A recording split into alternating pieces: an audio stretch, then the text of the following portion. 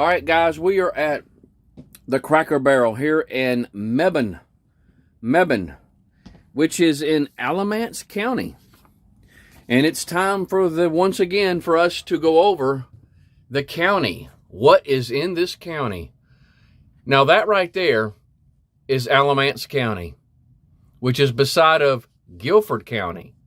The land area is 423 square miles. It's almost 424 because it's 423.94 square miles. So you might as well just go ahead and say 424 square miles. The population is 169,509.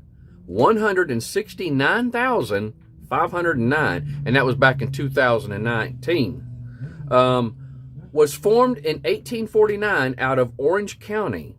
The county was named for either the Great Alamance Creek or the Battle of Alamance, which we were at the Alamance battleground today. We'll tell you more about that in just a second, which was May 16th, 1771. The decisive battle in the War of the Regulation, early inhabitants of the area included the Saxapahaw. It's Saxapahaw,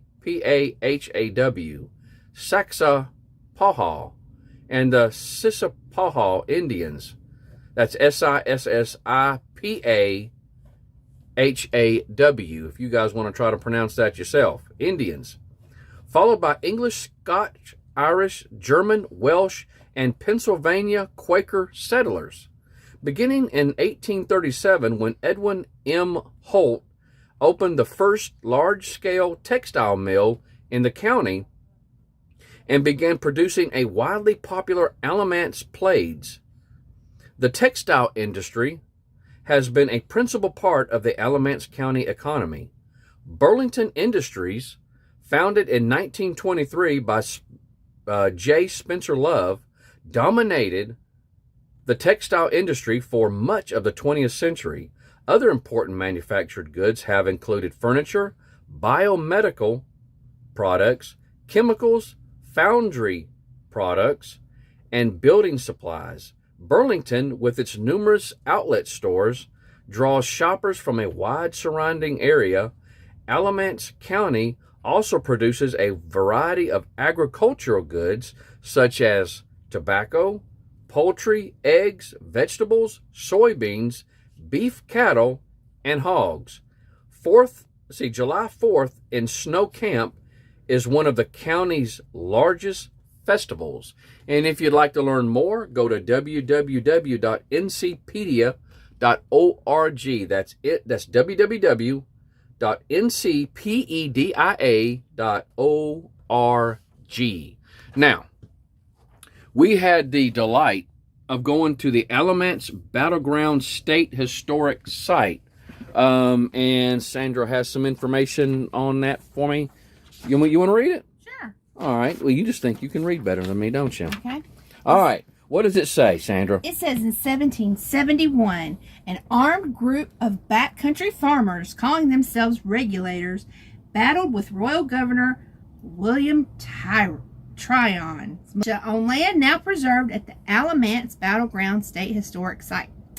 Growing anger over expensive land, embezzlement of tax money, and collusion between creditors and public officials led small farmers in Piedmont, North Carolina to form associations, write petitions, and seek peaceful redress for their grievances.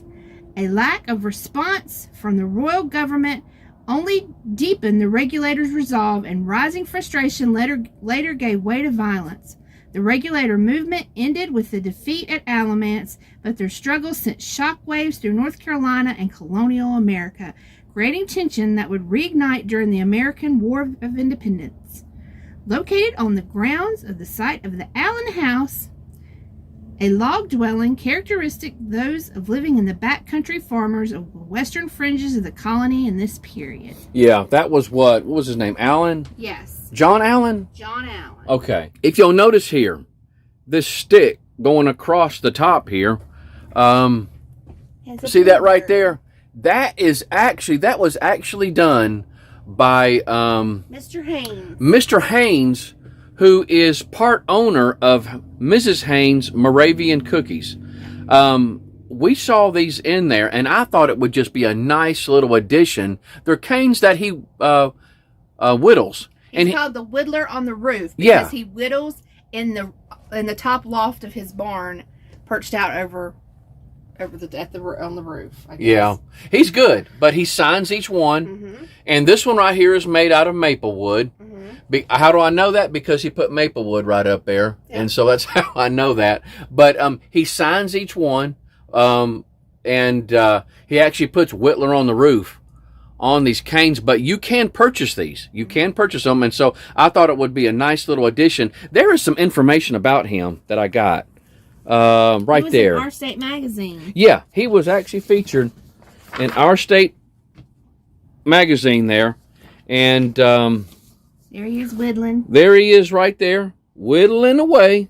And that's the barn he whittles in on the roof. Yeah, and so really nice. Mm-hmm. And but Holly, the lady that gave us our tour, said some lady came in there. There's a barrel full of the canes when you walk in the door. And she said some lady was rummaging through them one day, and she asked her if she could help her. And she said she was looking for them for curtain rods. Yeah.